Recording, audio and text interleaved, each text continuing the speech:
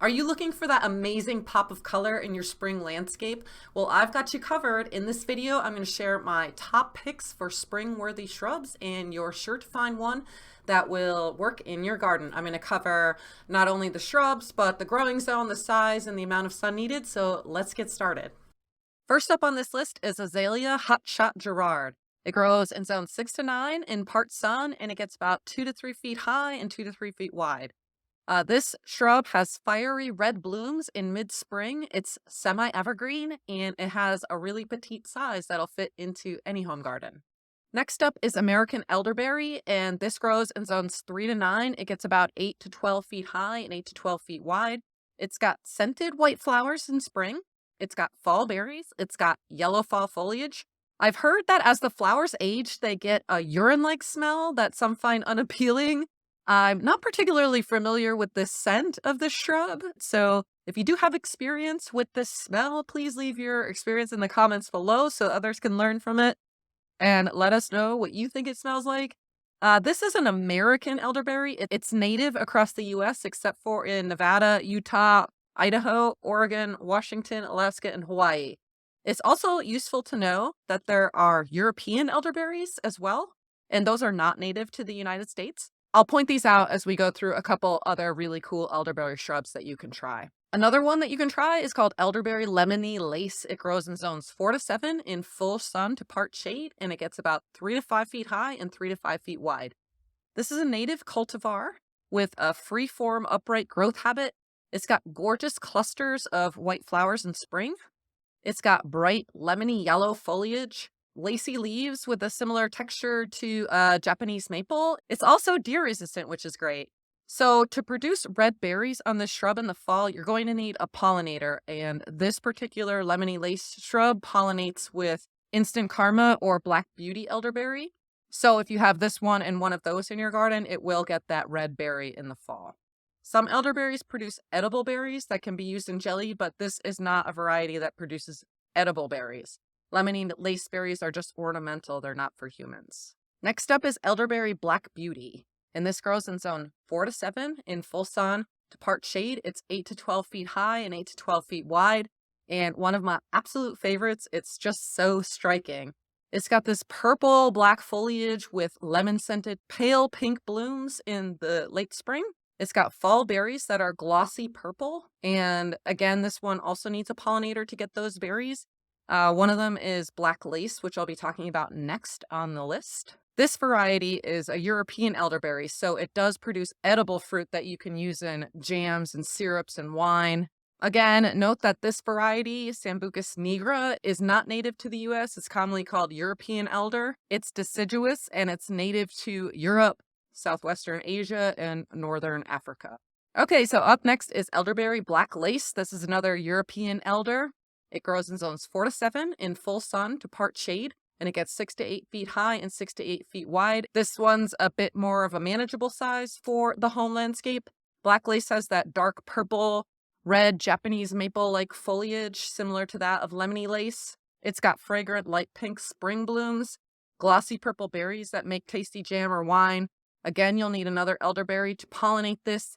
This can be a little tricky to find the right pollinator for it. You can try to pair it with York elderberry, black beauty, or laced up elderberry as a pollination partner. Again, this is Sambucus nigra, a European elderberry, so not native to the United States. Next is Indian hawthorn pinky. This grows in zones 7 to 9 in full to part sun. It gets 2 to 5 feet high and 3 to 4 feet wide. It bursts open in the spring with pink or white clusters of flowers on rich, glossy evergreen foliage. So this is an evergreen that also blooms, and look at how many blooms it actually has. The flowers give way to dark blue berries that attract birds and other wildlife the rest of the year, so great for multi-season interest and wildlife-friendly. Indian hawthorn is a double bang for your buck because it's evergreen. It adds that winter interest to your garden, but it's also just as beautiful as any of the other flowering shrubs you'll see on this list. So a definite must-have if you're in zones 7 to 9 and can grow this. Next up is Ninebark Coppertina. It's growing in zones 3 to 8 in full sun to part shade, and it gets about 6 to 8 feet high and wide. This is native to North America. It's a deciduous shrub. It grows along streams, rocky banks, and in moist wooded areas. Ninebark is a relative to the rose, so that might be something that you didn't know about ninebark. And I love them, so I'm going to cover a bunch of them in this video if you're intrigued. Next up is Ninebark Diablo, and this is a photo of the Ninebark Diablo in my own home garden, surrounded by alliums and all kinds of chives and different plants like that. This grows in zones 3 to 7 in full sun to part shade, and it gets about 8 to 10 feet high and 8 to 10 feet wide. It's got a beautiful vase shape, and it just sort of drifts and flops outward. Mine hasn't quite flopped over yet to that vase shape. This is a native cultivar. It's got white spring blooms. It's got the burgundy foliage, and just like the other ninebarks, it's got that peeling, exfoliating foliage for 4-season interest, especially in the winter. It looks really, really beautiful. This one's called Ninebark Tiny Wine Gold. It grows in zones 3 to 7 in full sun. It gets 3 to 4 feet high and 3 to 4 feet wide, so a really, really manageable size for this one. This is one of the smaller compact ninebarks. It's got this yellow-green spring foliage with clusters of blushed white flowers opening from gorgeous pink buds. So pinkish white blooming in the spring, and in the fall you can enjoy unique seed pods and yellow foliage. So this greenish yellow gets more intensified in the fall and turns a brighter yellow, and then again the exfoliating bark makes it a really unique and easy to care for 4-season shrub. There are so many other beautiful ninebarks in all sizes and colors, so I'm going to leave a link to them in the description below so you can check more of the varieties out, and we're going to move on to a different spring blooming shrub. This one's called the Elite PJM Rhododendron. It grows in zones 4 to 8 in full sun to part shade, and it gets 4 to 5 feet high and 4 to 5 feet wide. This is a photo of it in my neighbor's yard. It's got these lavender pink radiant blooms in April, pretty early spring. I really like that this is cold hardy to zone 4, and it's also evergreen. So not only do you get the spring blooms, you get foliage that stays on the shrub all year long, which is kind of hard to find in colder zones. Rhododendrons are what are called broadleaf evergreens. They have smooth, shiny leaves that stay on the shrub all year long. And in the fall, this PJM Elite version, the deep green leaves turn almost like a reddish purple color in the fall, and that lasts throughout the winter. So right now in my neighbor's yard, it looks like a burgundy shrub. I'll have to grab a photo of that for you. It's an excellent shrub for foundation plantings or hedges, and it gives you just the right height for a privacy screen.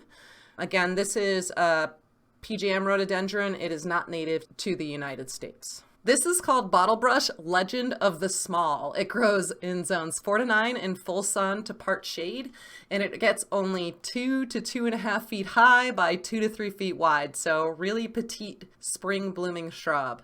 It's a nifty little native with 3 seasons of interest. Legend of the Small is a Fothergilla. It flowers abundantly in the spring, providing pollinators with a reliable source of nectar early in the season. In the summer, the foliage is a shade of bluish green until it erupts into a really fantastic fall color, and I included a photo of that on the screen so you can see. So the fall color is basically every autumn fall color all mixed in one on this tiny little shrub. You'll see yellows and oranges and reds all mixed together. I think this is a really stop and stare kind of shrub for your fall landscape. It's really, really beautiful. So the spring blooms are white, and they're also fragrant. So another bonus for this, and it's also very shade tolerant and deer resistant. So give this one a try if you have kind of a problem area and you're looking for something that you can just tuck into your landscape that'll provide interest all year long. So all of the links to the plants mentioned in this video are in the description below if you want to check them out or even purchase them online. And if you liked this video, you're going to love all of my other plant lists. I have a bunch of videos like this of shrubs that bloom in the shade and different privacy trees and all kinds of things like that. I'll leave the link to the playlist right here, and I'll see you over in the next video.